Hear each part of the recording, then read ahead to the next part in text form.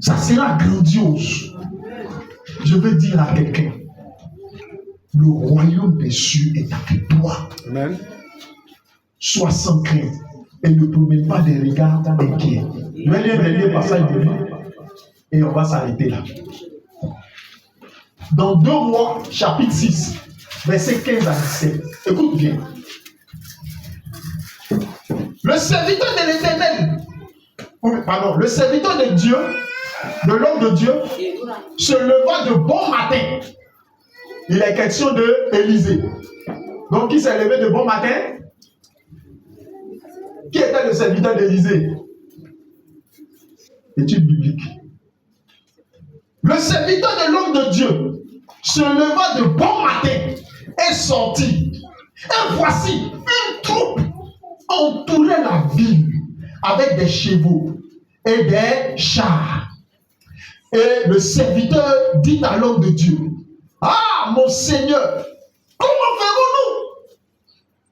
Verset 16. Il répondit, et l'homme de Dieu répondit, ne crains point, car ceux qui sont avec nous sont plus nombreux que ceux qui sont avec eux. Amen. Ton amen est trop faible.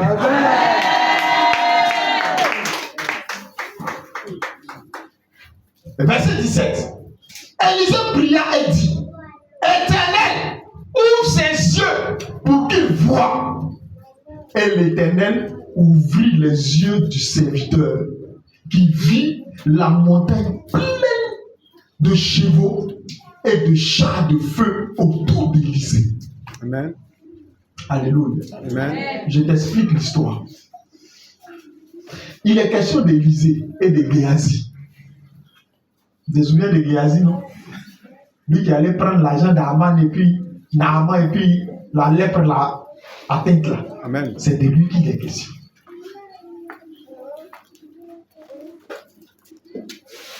Géasi était un serviteur bizarre.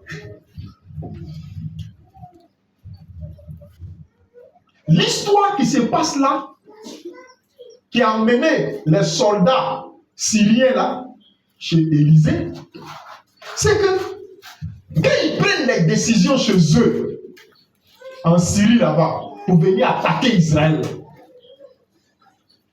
chaque fois qu'ils prennent des décisions, ça échoue. Chaque fois qu'ils prennent des décisions, ça échoue. Ils ne comprenaient rien.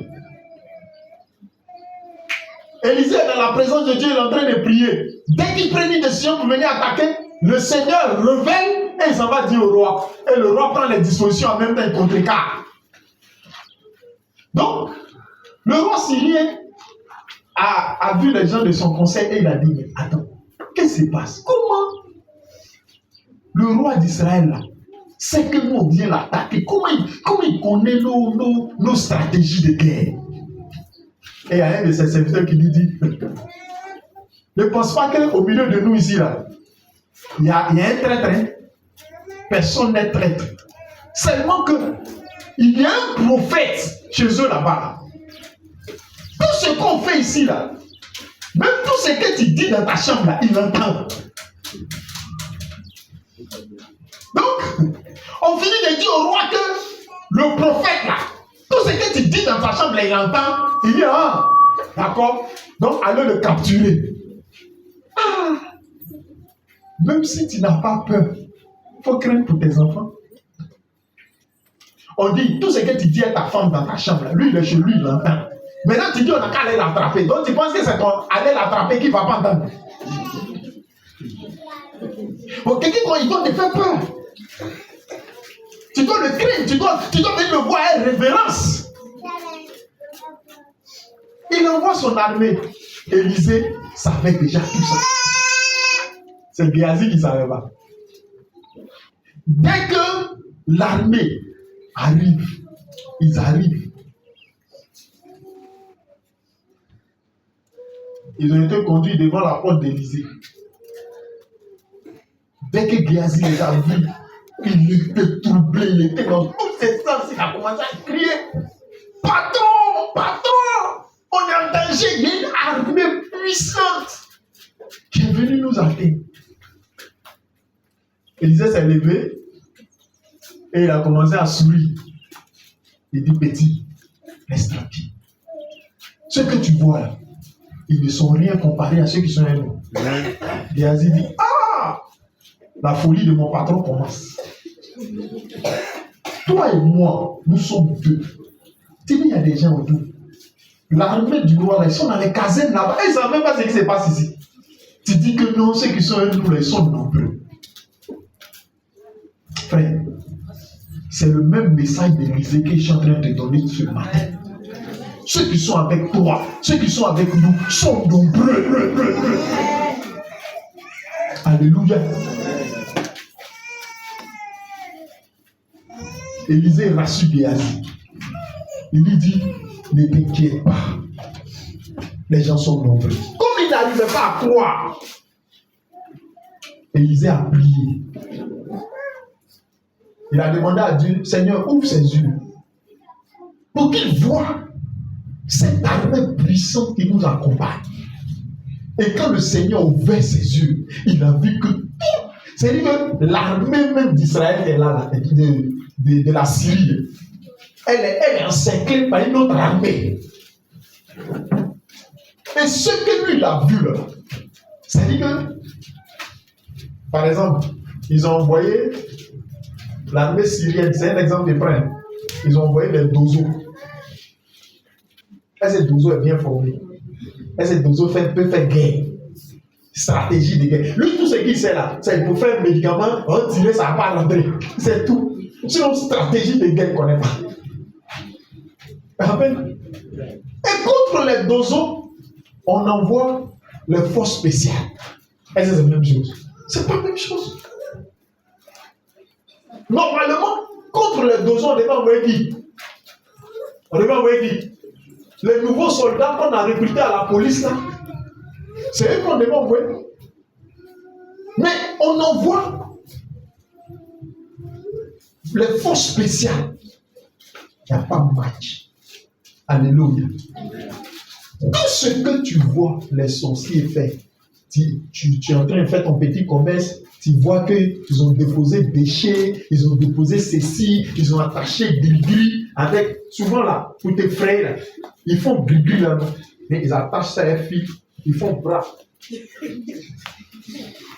n'as jamais vu ça?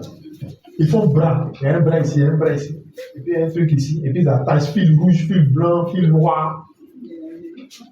Tu vois, non? Ils attachent ça, et puis ils viennent, ils déposent ça. Si ta caisse là, là où tu mets l'argent, c'est là-bas qu'ils déposent.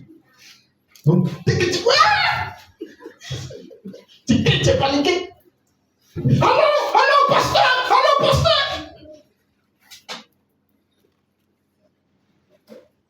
Il ne faut plus crier. Alléluia. Amen. Les chrétiens qui voient Kafa et puis crient. Arrêtez. Arrêtez vos œuvres. Et soyez délivrés au nom de Jésus. Ils voient Kafa, ils voient salamandre, ils voient même moustique. Combien de chrétiens n'ont pas tué le moustique au nom de Jésus? Au nom de Jésus. Maintenant, même qui ont mis feu sur le moustique. C'est pas mauvais, hein? Moi je ne condamne pas ça. Mais souvent là, c'est la peur qui fait ça. C'est pas feu de foi. Tu comprends? C'est pas le feu qui envoie la foi pour dire il prend autorité. Mais c'est pas la peur. On le fait. Et puis. Tu fais quoi là où? Sois là, sois tranquille. Et tu verras la victoire du Seigneur. Alléluia. Amen. Je veux juste te dire qu'aucune arme forgée contre toi ne réussira. Amen. Ta protection n'a pas de semblable ni de pareil. Dieu ne ment pas. Jésus ne ment pas. Jésus est vrai. Amen. Et Jésus est dans sa parole. Ce qu'il dit, il fait. Il ne faut pas avoir peur. Va au village tranquillement. Va construire tranquillement. Amen. Mais ce que je veux te demander, c'est que tu puisses toujours honorer l'onction sous laquelle Dieu t'a posé. Si tu veux aller construire, il ne faut pas regarder seulement ton argent. Oui, l'argent est là, j'ai des experts, il y a un chef maçon, il y a ceci, il y a cela, ils s'en vont construire. Ceux-là, ce n'est pas eux qui sont concernés, c'est toi qui les envoies là, qui vont taper. Tu comprends? Il ne faut pas regarder simplement le chef maçon et les 6 CC là, et puis l'argent que la banque t'a donné. Avant d'aller faire toute action, appelle ton pasteur qui prie pour toi, qui prie même pour l'argent que tu as.